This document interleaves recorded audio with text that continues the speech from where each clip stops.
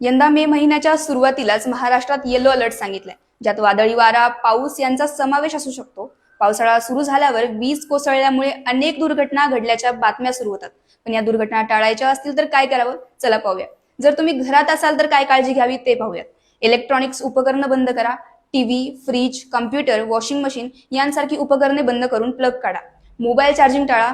वीज कडाडत असताना मोबाईल चार्जिंगला लावू नका. धातूंपासून दूर राहा. लोखंडी दरवाजे, खिडक्या, ग्रिल्स यांना हात लावू नका. पाण्यापासून दूर राहा. बाथरूम, सिंक, वॉटर फिल्टर यांसारख्या ठिकाणी वीज पडण्याचा धोका जास्त असतो. वायफाय आणि टेलिफोन लाईन डिस्कनेक्ट करा. यामुळे विजेचा झटका कमी होतो. तुम्ही जर घराबाहेर असाल तर काय काळजी घ्यावी तेही पाहूयात.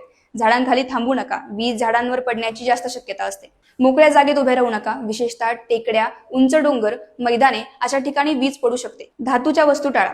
छत्र्या, बॅट, सायकल, बाईक अशा धातूच्या वस्तू जवळ ठेवू नका. पाण्यातून चालू नका. तलाव, नदी, ओढे, पाण्याने भरलेले रस्ते यांच्यापासून दूर राहा. आणखी एक महत्वपूर्ण नियम लक्षात ठेवा. 30-30 नियम. जर विजेच्या चमकण्याचा 30 सेकंदात आवाज आला तर तो धोकादायक आहे. घरात राहा. शेवटचा कडकडाट गेल्यावर 30 मिनिटानंतरच घराबाहेर पडा. आणि अशा हलक्या फुलक्या अपडेटसाठी हलकं फुलकं फॉलो करा.